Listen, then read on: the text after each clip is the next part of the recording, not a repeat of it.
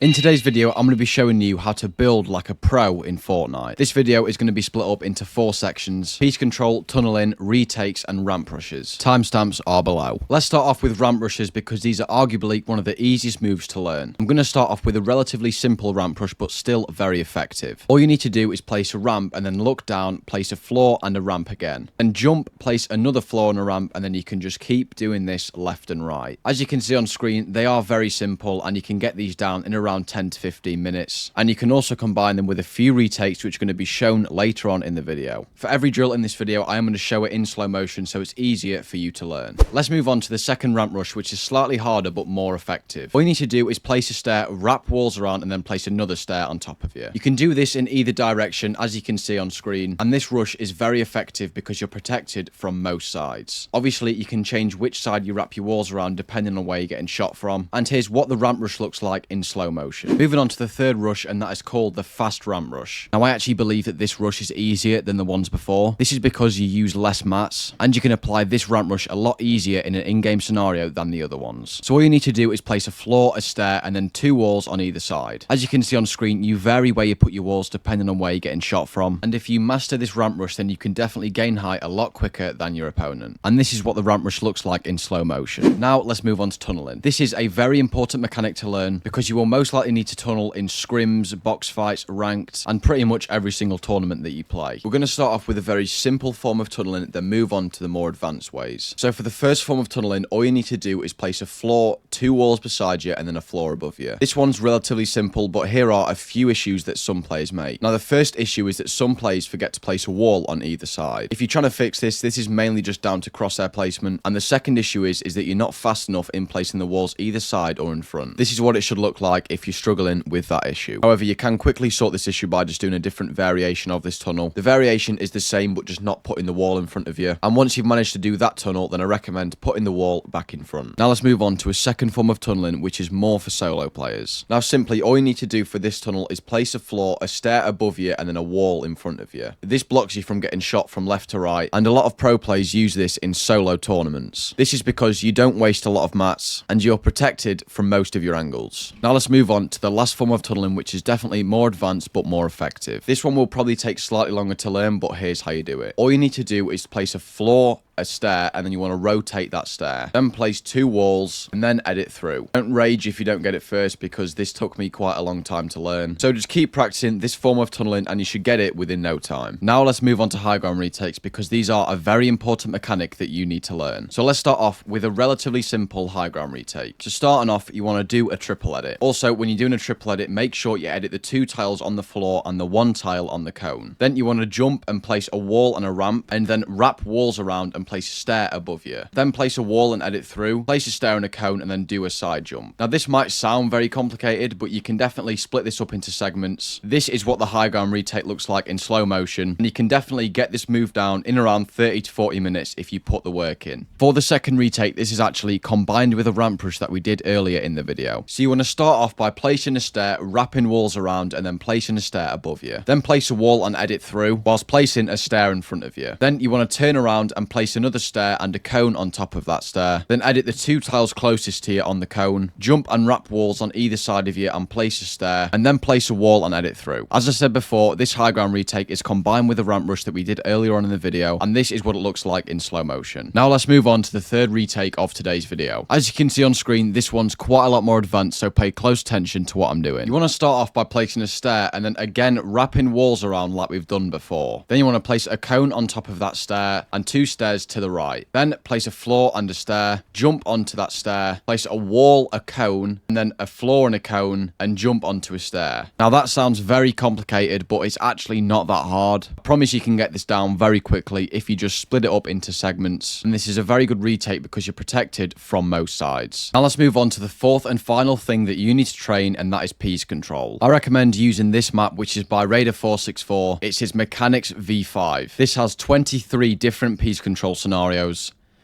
and you can play through them all, and I think this You can play. A quick tip, if you're sort of a beginner to piece control, then I do recommend going slowly or watching another tutorial on how to piece control. I know that Jiven does a very good one, and he's also got a very good map for it, which I'm going to showcase in a few minutes. But this one by Raider464 is really good for not just piece control, but everything else. If you are playing this map, then I recommend going through all 23 drills before going into a game. These also replicate in-game scenarios, and these are really good for training piece control. And if you play this map every single day, you should see a massive improvement in your piece control. Now, the second map that I recommend to train on is actually Jiven's How to Piece Control map. The code is on screen here, and this map is obviously just dedicated to learn how to piece control. It has things like beginner drills, advanced drills, free build sections, and the great thing about this map as well is that there's actually a tutorial in every single drill. This is very good for people who are obviously just starting to train piece control and wanting to improve. And if you're sort of a beginner, then this is the map that I recommend and I would first train on out of any map. And then obviously, as you get more skilled, I'd recommend going on to Raider464's map. As I've already said, don't rush into things when it comes to piece control because you don't want to get bad muscle memory placing cones in the wrong place. So if I could recommend anything for piece control, it was to use this map and do it very slowly if you are a beginner. That is the end of today's video. I hope you have enjoyed. Check out my other video right here to also help improve your skill level. And as always, thanks for watching.